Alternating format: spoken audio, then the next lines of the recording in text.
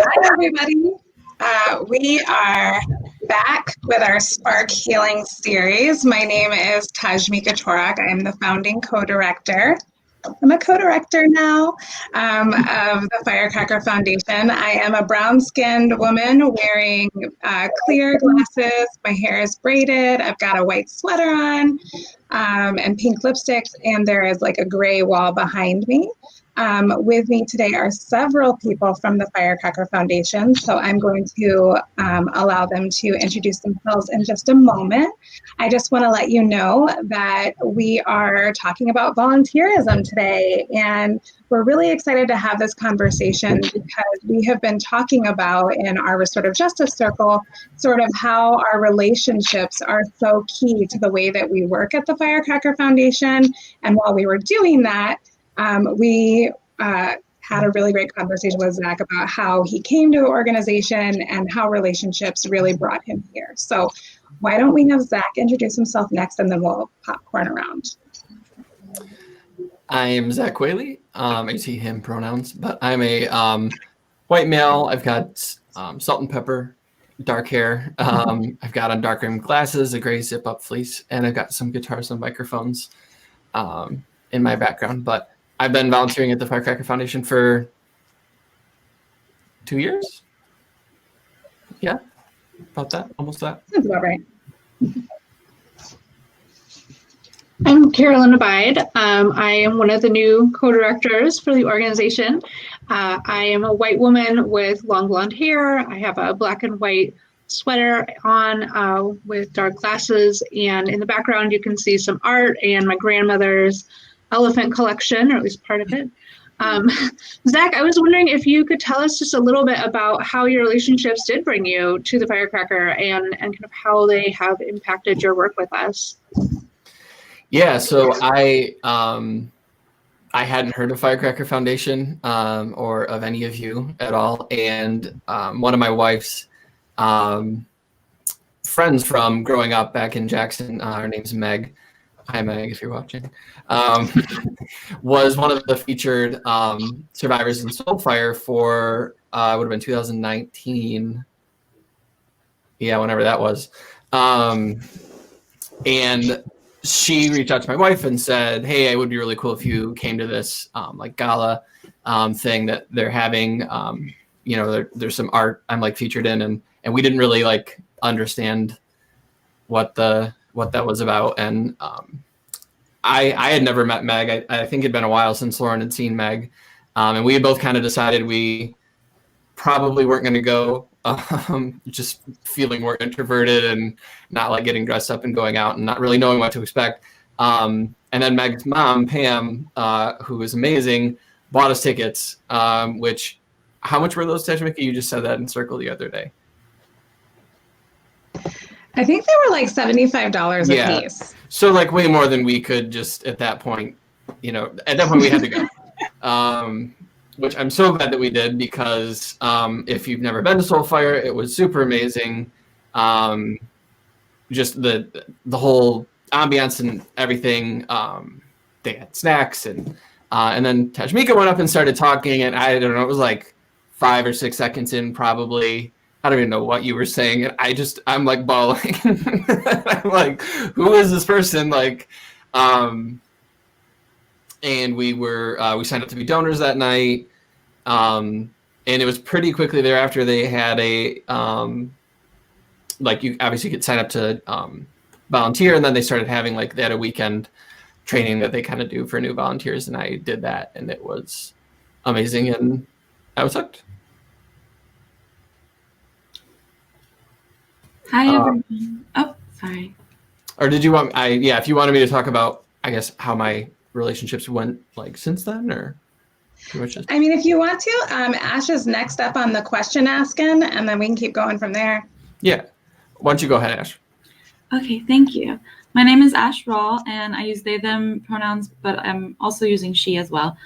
And I'm a white non-binary person with my hair pulled back. I'm wearing tortoiseshell rimmed glasses And I'm sitting in front of a refrigerator wearing a multicolored floral blouse. And my question is, what types of things have you done or participated in since you started volunteering at the Firecracker Foundation? So like I said, my first thing was just being present at Soulfire, which was a great introduction. And then we had a weekend training, which was 2 full days, with the first day being anti-oppression modules. So they had folks come in from Black Lives Matter Lansing, PUA from the Salas Center,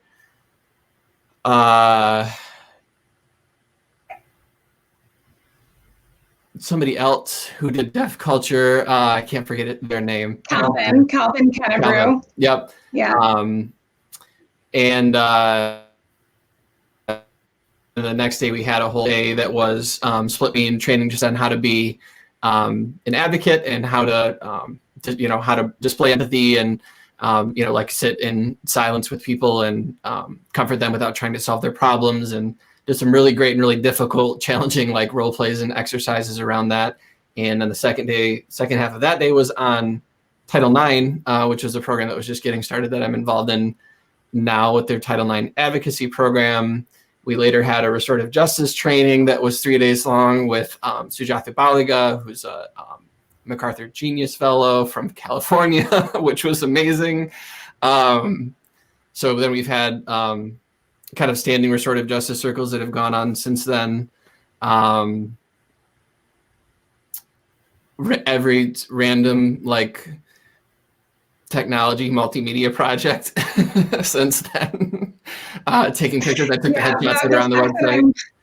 The fact that I am so clear on camera right now is because of Zac, because when everything went virtual, I was like, oh no. And you like ordered all of these things from Best Buy to help me set up my virtual on-screen situation.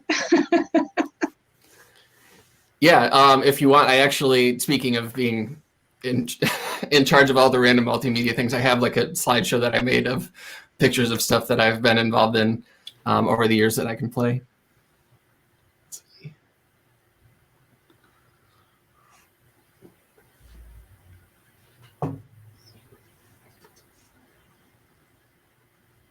Hey, play the next one.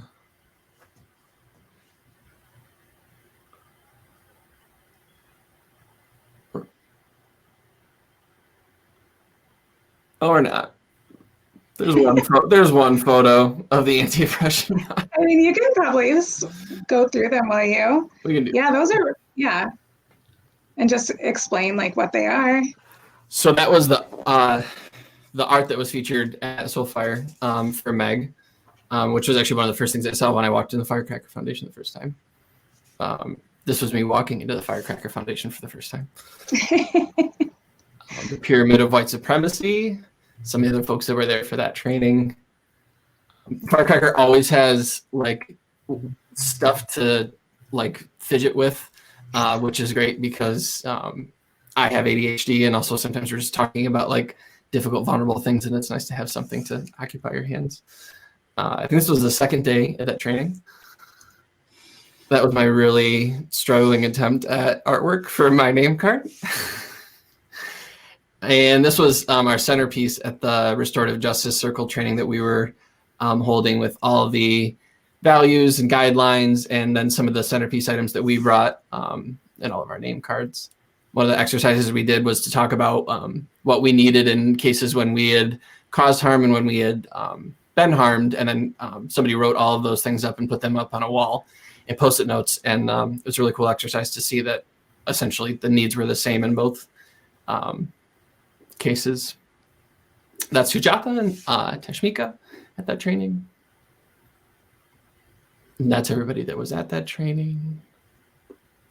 Tashmika invited me to present with her at NASW's Michigan's like statewide conference about our Title IX program and the like non-litigation advocacy strategies that we had put in place, which was super cool. And then semi-related to Firecracker / all the other sort of relationships that have grown out of Firecracker, I've also gotten involved with Black Lives Matter Lansing in Michigan, and have been using a lot of my like photography skills and stuff to help contribute with that. That's it. And that's it. Just a few things here and there. Tara, you want to introduce yourself and take it over? Of course not. Zac, I just want to say 2018 was when you started because you last year in 2019 were actually volunteering to drive the fellows from Sisters in Strength to our weekly session. So that's where I first met you. Anyway, just wanted to add that note. You've been with us longer than 2019. So I'm Tara Scott Miller, and my pronouns are she, her. I am a Black woman I have blue braids and an undercut. So you see shaved side. I have these long dangly earrings that are multicolored and a blue sweater. And behind me, you might see a ash violet wall and just the edge of a lamp. So Zac, I have gotten to know you through Sisters in Strength. As I mentioned, you volunteered and drove fellows who needed support with transportation to our weekly sessions when we were meeting pre-COVID. And then I have had the honor of getting to know you through our monthly bi-weekly restorative justice circles, although that time kind of has shifted. So what would you say to people in the community who are thinking about volunteering for the Firecracker Foundation? I mean, if it's not clear from the number of things that I've become involved in, I obviously enjoy it. I struggle to even remember all the things and get them out, in one thing. But yeah, you're right. I was driving for Sisters in Strength for a while too. And obviously it's gone really quickly because it's been a whole extra year than what I said it was. But prior to being involved with Firecracker Foundation, I feel like I had a lot of thoughts about, I don't know, the way the world should be, or things that I, felt like I wanted to change, or wanted to see change, but had no idea how to get there. And I didn't have any sort of plan for becoming involved in activism or advocacy, or even know how to do that. And like I said, I kind of fell into Firecracker Foundation, and then really quickly it was just at the trainings, and then especially at the restorative justice training, I was just there are other people who see these same issues and they're actually doing real stuff to address it, not even a super personal, intimate level. And I've always thought prisons were really screwed up, and there's people here who agree that prisons are screwed up, and we could totally envision something better that's actually rehabilitative and helpful to survivors. And I don't know, I just felt like I found my people, and the network of people that I have met just through Pam forcing me my introvert to go to Soulfire has just been amazing. And it's really been this whole spring and summer, and all of the political and social justice work, and all the things, I've been super plugged into a lot of that, and felt really engaged with that. And that really, I wouldn't have even been part of that if it weren't for Firecracker, even though that wasn't even Firecracker stuff necessarily. But it's not an exaggeration at all to say that being introduced to Firecracker has been a complete turning point in my life. And like I said, the work, I don't know, it's just so meaningful, and the focus on the quality of services that are provided versus, just trying to pander to funders or just grow uncontrollably or whatever. Every single person, both from a volunteering side and from a client side, is just brought in with such care. It's awesome. I can't talk about it without getting choked up. So.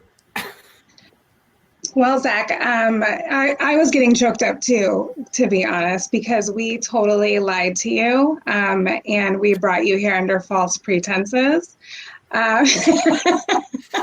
Because what we are really here to do today is we couldn't let the year end without giving you the Doobie Zerka Award for Volunteer Excellence. I'm getting choked up too. We're just so grateful for everything that you have done, not just this year, but for the 2 years. I was thinking about what I was going to say today to you, and I was thinking about, just how when you came to the organization, I know you said it took like 5 seconds for you to hear me speak and then you were just all in, but like you have been all in various different levels. And you have been so supportive, especially when we consider this year has been a really hard year to volunteer, to be completely honest. Like we didn't know what we were going to do. We were trying really hard to keep the ship just upright and moving in the right direction. And so I just admire your diligence and your commitment and your love for not just the organization and not just for the people who we serve, but for the people who work here. And yeah, we just are so grateful. And I'm going to let other people say nice things about you while you pretend to be getting an award. Here you go. There's your award, because it is the age of COVID and we couldn't get it in time, but you will get an award. But Carolyn, Ashtara, if you want to share some words of affirmation. Yeah, I have to say, when we were talking about giving you the award, I think one of the things that really hit me was how authentically you show up. You really have been a person who has shown up as kind of their whole self every time, and you have been a person that has been just unbelievably reliable. When we have a thing that we absolutely need to get done, you are always one of the first people that we think of, like, oh, maybe Zac could do that for us. And as people who are trying to keep the ship afloat and to, continue to meet the needs of our clients, knowing that we have community members like you kind of helping to shore that effort up is really just unbelievably relieving. We're so thankful that you are here and that you continue to be here, even in the midst of all the craziness and kind of not knowing what to expect every week. Yeah, it's been really lovely getting to know you and having you around. Thanks. I know that the work that you do at the Firecracker Foundation also includes like working with youth survivors of something that required a Title IX process, and that work is so difficult. And you go above and beyond in that work and in other roles. You took really great headshots for our photos at the beginning of the year.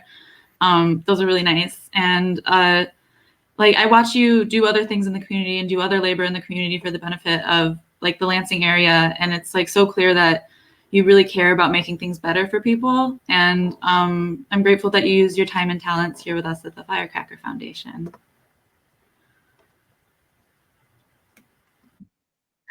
Zac, you've heard me gush about you in our Restorative Justice Circle a couple of weeks ago, and just, again, what a joy it's been to share space with you as we explore the complexities of what it means to practice justice and what it means to be healed and restored and to repair relationships. And to see you show up in your vulnerability. And let's be clear, when we do this justice work, especially as an organization that is predominantly led by and predominantly serves female-bodied folks of color, to be able to share space and feel deep connection with someone who embodies your identities is rare. And so, to be clear, you show up in a way that it's not just about allyship, that's complex. You show up in true solidarity. You show up as a comrade and a co-conspirator, which is, language that has been really really, really important for us to embody in this recent year. And so I just want to honor you with that when we talk about what it is to be a volunteer, there's so many different levels at which folks can enter. They enter based on their capacity. I talk a lot about Constitution, who has the commitment to and the stuff to sustain this work. And you just have such at the core, your Constitution is so like solid and just there's a lot of integrity there. And we know that's not easy to come by. So when I say to you that again, it has been a joy to share this practice and to feel there's safety in our relationship and there's trust in our relationship. And that is not easy, y'all. That is not easy. So thank you for showing up in your truth, your vulnerability, and your deep commitment, Zac. You deserve this. And we're so happy to honor you with that. And I recognize that neither Ash or I were all in the moment, named our role at Firecracker. And so, I am not only the program director of Sisters in Strength, but also the new co-director. And Ash works with volunteers. So you understand why both of us wanted to be a part of this process. So thank you for all that you've invested in our community, and you have been key to supporting this transformative heart soul work. Thank you, Zac. Well, thank you all. There was like a split second where I was like, this is kind of random, like what? And then I was like, whatever, don't overthink it. But I did not anticipate this. And I don't know. It hasn't, like, it's never worn off for me that it feels like an honor just to be like allowed into the space to like contribute to the work that you all do already. And I can't even, there's no way to quantify how much I've learned from everybody who volunteers and works for the org. And one of you, it's all a blur to me now, but one of you mentioned about, showing up, I think it was Carolyn, showing up like my whole self, and I don't know, everything else that you can credit me for and stuff. I don't know. I don't want to minimize the work of like going into, being able to be vulnerable. Like, I've been in therapy, God knows how many therapy sessions over my life and stuff that makes that possible. But like, it would be hard for me to not show up as my full self at the Firecracker Foundation. And I think it was the first like space where I felt like I could do that like ever. And it's still one of the spaces that I feel the safest in, even when it's like, now when I come into the office and there's one other person there and we're wearing masks and 12 feet away from each other and the heat hasn't been on for like a week, but it's still like, it's just happy. And I can't wait to be able to, everybody, for us to all get vaccines and be able to actually be like physically with each other again. But it's been just literally an honor and a privilege, and it still will be going forward because I have no planning on, unless you all fire me, stopping being involved. Just to be part of it and feel like, I've been able to contribute. Zac, when I named, and when all of us named, just how the impact you've made and the building of trust over time. I mean, I just want to highlight that, you were willing to also be transformed by the Firecracker Foundation. A lot of folks, when we show up to volunteer, we're always thinking about what we can offer, right? Like, what can I do? What can I bring to this? How can I make an impact? And, there's a point, right, where sometimes that crosses boundaries and that, can compromise trust. And you are always asking, what folks need, right? Rather than assuming. And you're also open to being transformed by the experience. You're open to learn. There's that receptivity. And so any of us, when we think about how we show up in community, right, there's that process of bearing witness to what is actually being named as need versus assuming that we know. And I want to emphasize how important that is, because we are able to do less harm when we are showing up that way, when we're able to listen well, when we're able to observe, when we don't step up into what we think we know. Right. And that's why I named that it's really refreshing to be in practice with, a white male-bodied person who doesn't show up typically the way that I've experienced white male-bodied people to show up. And so I gotta say that, because it's important. It's important that when we name vulnerability, it's there's a receptivity. We talked about this in our last RJ circle. There's a receptivity. There's an openness to do our internal work. There's an openness to learn with and alongside folks. It's a willingness to know when we have a lot of learning to do, right? And to be corrected and to go through a process of being challenged and wrestling with, and you do that. And it's a practice that we all have had to learn to do, right? And we are still learning to do. And that's why this work requires a certain constitution. And we keep emphasizing that, who can sustain this work, who has the substance to sustain this work over time, who's doing the kind of caring for themselves. And you name that, the ways that you care for yourself, and you're willing to name that. That's what we mean by the vulnerability that it takes to be a part of this any transformative community. The willingness to just be transparent about where we are in our learning and growing process. So I have to keep emphasizing that we're just not throwing around cute words. This is work, y'all. And so thank you for always showing up willing to do the work and to be transformed by the work.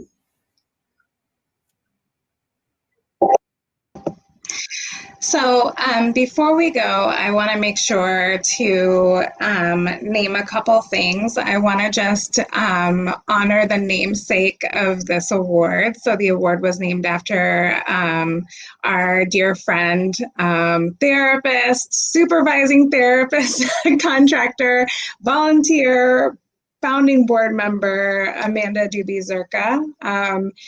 Because she was our first ever volunteer of the year and has had played a vital role within this organization. So I want to send her some big love and hugs from afar.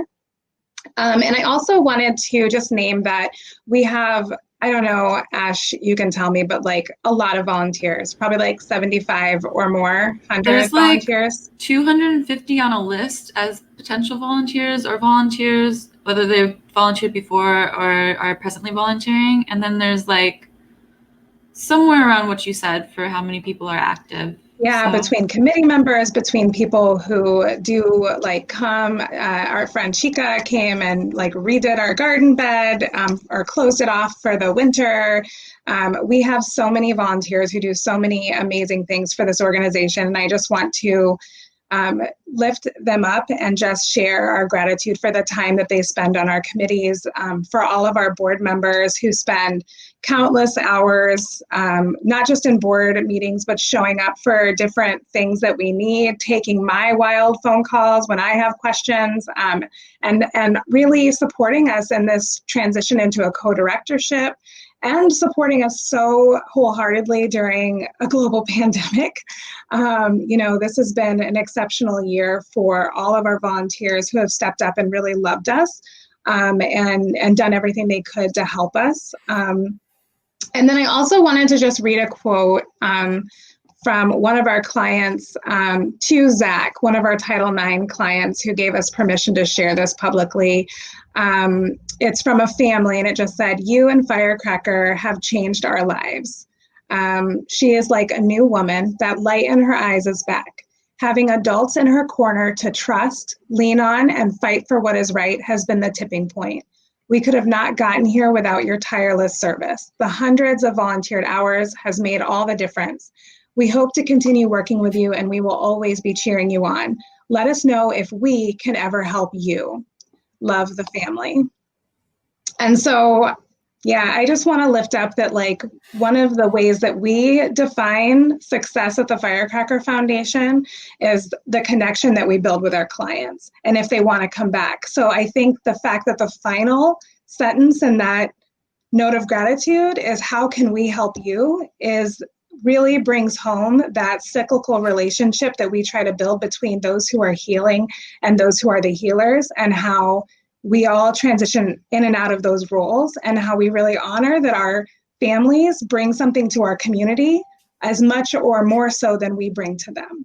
And your relationship with them really exemplified that. So I just wanted to say those last words, and please, if you are a volunteer or a community member of the Firecracker Foundation, or a stranger who's watching this for the first time, I don't know, I don't care who you are, just put, I mean, I do care, but just to put yeah, we do care. Put a comment, celebrate Zac, send him a card. If you're in relationship with him, just shower him with love that, because we really do value and just are really grateful for him, and we want the whole community to be able to participate in the celebration, even though obviously we're so far apart. And this video will be on our, oh, hey, that's my husband. Hey, boo. Oh, Cheryl says congratulations. So, yeah, just share in the celebration. This video will be on our Facebook page. Hey, Mom. And will be, oh, hi, Mom. And will be on our YouTube channel with captions, so you can share it around and really celebrate.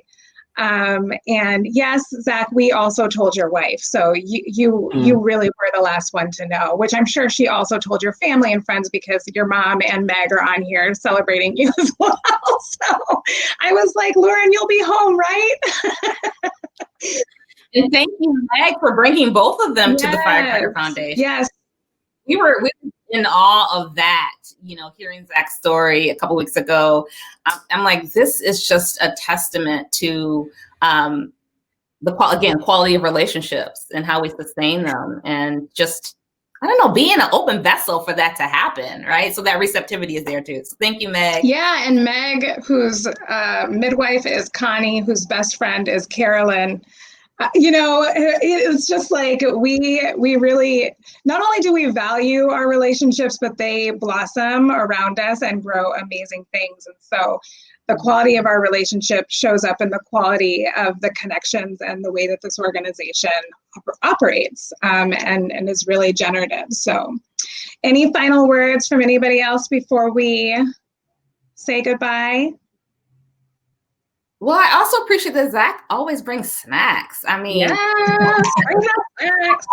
I think this is like the first group call that I've been on. They don't have a literal block of cheese. I think after webinars and stuff we've done over the spring and summer, I show up and somehow have a pound of cheese. The person who brings the snacks always has a special place in my heart. All right. We love you too, Meg. We hope that all of you have a beautiful, happy holidays. We are in our going dark season, so we are doing our best to not do any work at all. So that's not working with our clients and supporting ongoing services. So you will likely not hear from us again until the new year, but we just want to wish all of you a happy holidays. A new year celebration that is filled with hope for the future. We wish you safety and wellness, and that you can spark healing in your own lives and help us continue to spark healing in 2021. So blessings and love to everybody. We'll see you in the new year. Thank you all. I love you. We love you, Zac. Surprise. Bye.